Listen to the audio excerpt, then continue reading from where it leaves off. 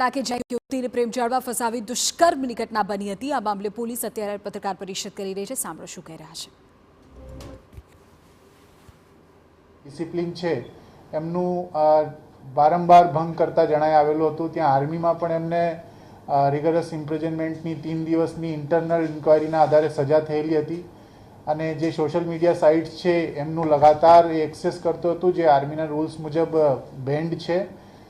છતાં એને પછી સજા પછી કન્ટિન્યુ રાખવામાં આવ્યો હતો, પરંતુ એમની પ્રવૃત્તિઓ એમની એમ ચાલતી રહી।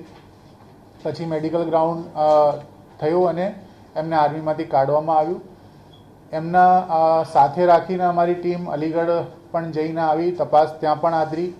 એમને જ્યાં જ્યાં ખોટા દસ્તાવેજ અને પુરાવા બનાવ્યા પોતાની આઈડી બનાવવા માટે, આધાર કાર્ડ ને પેન કાર્ડ, એ બધા પણ અમે ત્યાં સુધી પહોંચ્યા છીએ। સાથે બેંકમાં પણ એમને પોતાનું બેંક એકાઉન્ટ જે છે એ ખોટા પુરાવાના આધારે ખોલાવડાવ્યું હતું, એ પણ અમને વિગત ધ્યાને આવેલી છે। સાથે સાથે એર ટ્રેવલના અમારી પાસે બહુ પુરાવા આવ્યા છે, જે એર ટ્રેવલ પણ એમને પોતે ખોટા નામથી માને કે હર્ષિત ચૌધરીના નામથી કરેલું છે।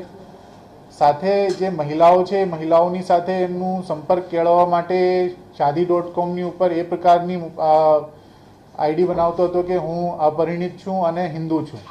તો ઘણી મહિલાઓ જે અપરિણિત હોય અથવા તો બીજી રીતે એના સંપર્કમાં આવવા માંગતી હોય તો એને ટાર્ગેટ કરી અને એમનું એને ફાઇનાન્શિયલ એક્સપ્લોઇટેશન પણ કરેલું છે અને ફિઝિકલ એક્સપ્લોઇટેશન પણ કરેલું છે।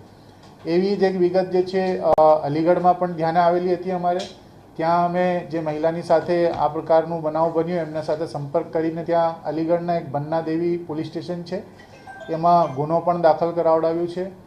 અત્યારે અમારી પાસે એક ચોરીનો ગુનો, ફોર્જરીનો ગુનો અને બન્ના દેવી પોલીસ સ્ટેશનનો એક ગુનો દાખલ થયો છે। સાથે સાથે મલ્ટિપલ ફોર્જરીઝ એમને કરેલી છે, જે આપને મેં વિગત જણાવી જે પ્રમાણે, એના આધારે ભવિષ્યમાં પણ એમના વિરુદ્ધમાં ગુનાઓ વધારાના દાખલ થશે એવી અમારી તપાસ ચાલી રહી છે।